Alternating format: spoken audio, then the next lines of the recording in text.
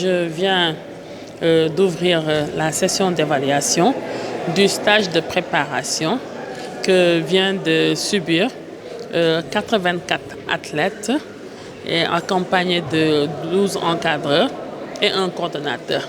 Et pour rappel, ces 84 athlètes ont été en Chine durant un séjour de 2 mois. Et c'est des athlètes qui pratiquent plusieurs disciplines sportives. Et c'est des athlètes aussi qui vont représenter notre pays, le Sénégal, aux prochains Jeux olympiques de la jeunesse. Et pour l'essentiel, c'est une session de préparation qui s'est déroulée en Chine, articulée autour de plusieurs disciplines sportives, des sports collectifs, des sports individuels, des sports de table aussi. Et pour l'essentiel, les retours sont bons. Ils ont été très satisfaits de leur séjour en Chine et ils ont pu, au courant de cette session de formation, se perfectionner davantage, mais aussi acquérir aussi de nouvelles connaissances et des savoirs. Et c'est le lieu pour moi de remercier le Comité national olympique sportif sénégalais, le comité d'organisation des Jeux olympiques de la jeunesse, mais aussi et surtout l'encadrement technique qui a été aux côtés de ces enfants durant 2 mois. Parce que nous savons tous que dans le sport de haut niveau, le sport de haute performance, l'encadrement des jeunes, des enfants d'un certain âge est plus difficile.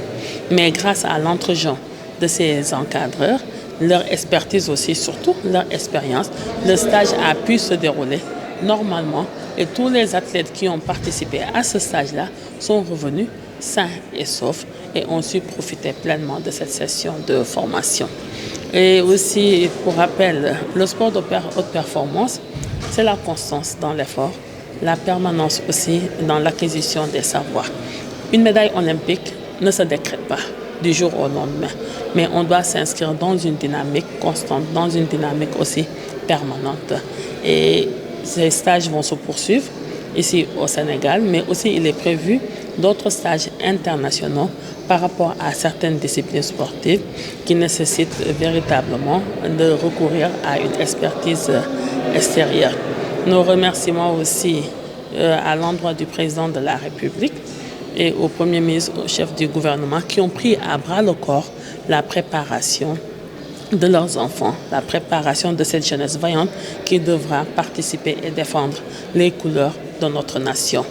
Et je le rappelle encore une fois que dans le budget de 2025, il a été mis à disposition des crédits budgétaires destinés et dédiés à accompagner ces athlètes en leur dotant de bourses. Et même pour cette session de préparation en Chine, le gouvernement du Sénégal, à travers le ministère des Sports, a pris en charge l'intégralité des frais de visa, a mis à la disposition aussi de nos athlètes des équipements généraux, des équipements spécifiques, mais aussi surtout des indemnités aussi ont été déployées, définies pour les encadreurs et aussi pour ces enfants. Globalement, c'est une session de formation qui a été satisfaisante et cela va se poursuivre au niveau de toutes les disciplines sportives au courant de l'année 2026.